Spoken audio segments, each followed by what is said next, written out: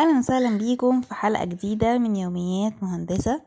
الحلقة دي مش عارفة هتكون نتيجة الثانوية العامة طلعت ولا لسه، بس انا عاملاها بمناسبة نتائج الثانوية العامة والتساؤلات اللي بتكون عندكم بخصوص الكليات. انا عارفة انه في كتير بيبقى نفسهم يخشوا كلية فنون جميلة او فنون تطبيقية، وبيبقوا مش عارفين ايه المفروض الحاجة اللي يعملوها، او هل لو انا ملحقش تقديري او مجموعي يجيب الكليات دي، هل ده كده حلمي ان انا اكون مهندس ديكور راح ولا لا؟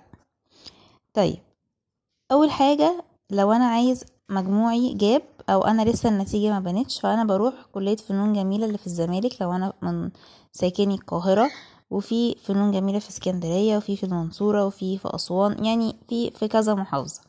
بروح الكلية بشوف امتحان القدرات اللي انا همتحنه، هل في كورس عندهم في الكلية ولا لأ اخده. ده بالنسبة لفنون جميلة. بالنسبة لفنون تطبيقية انا برضو بروح الكلية واشوف المفروض في كورس او حاجة اعملها ولا لأ. تمام. طيب، النتيجة ظهرت وانا مجموعي لا قدر الله ما جابش فنون جميلة ولا فنون تطبيقية، لا القاهرة ولا المحافظات. طيب ايه الحل؟ اولا خلينا نقول لو ما جابش القاهرة ورحت اي محافظة تانية، ان انا لو انا جاتلي مثلا فنون جميلة اسكندرية هقعد ال5 سنين في اسكندرية ولا بيبقى ايه الحل؟ لا، لو انت جبت تقدير بعد اول سنة جيد جدا ممكن تنقل القاهرة عادي. اول سنة، تاني سنة، اي سنة من السنين جبت تقدير جيد جدا بينقلوك القاهرة. تمام. طيب ده بالنسبة لو انا رحت اقاليم. طب لو انا بقى لا قدر الله مجموعي ما جابش خالص لا فنون جميلة القاهرة ولا الأقاليم ولا فنون تطبيقية، وأنا برضو عايز أخش كلية أطلع مهندس ديكور، طيب في اوبشن تاني الجامعات الخاصة، يعني في MSA برضو فيها ديكور. تمام. في كليات وجامعات كتيرة من الجامعات الخاصة فيها ده. طيب والله أنا إمكانياتي ما تسمحش، أو إمكانيات أهلي ما تسمحش إن هما يدخلوني جامعة خاصة، فايه الحل؟ هل كده خلاص انا ضاعت عليا الفرص؟ لا، ممكن اخش معهد، معهد مسرح اللي هو في الهرم ده، معهد فنون مسرحية في قسم ديكور.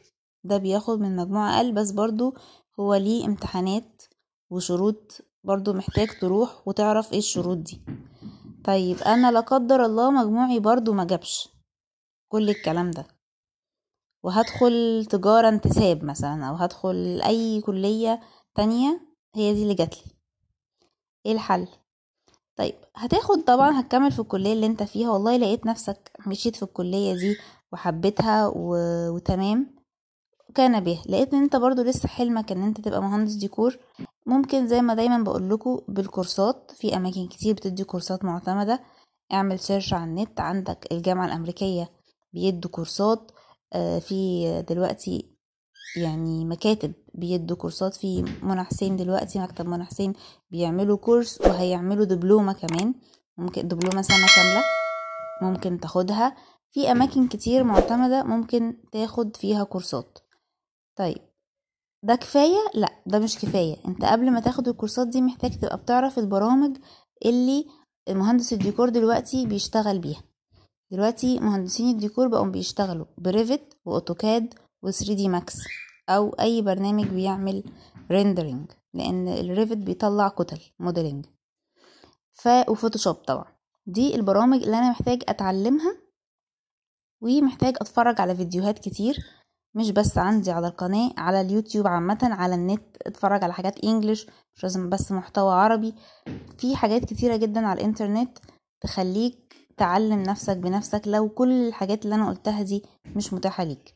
لكن البرامج لازم تتعلمها، لان لو ناوي تشتغل في المجال ده يبقى لازم يبقى معاك البرامج دي. طبعا اي سؤال حابين تسألوه انا هجاوبكم، معلش انا اسفة الفترة الاخيرة ما كنتش بجاوب على الاسئلة، بس يعني تمام. ما تنسوش تعملوا لايك واشتراك وتفعلوا زر الجرس عشان يوصلكم كل حلقاتنا الجديدة، وبالتوفيق يا رب للجميع، واشوفكم الحلقة الجاية.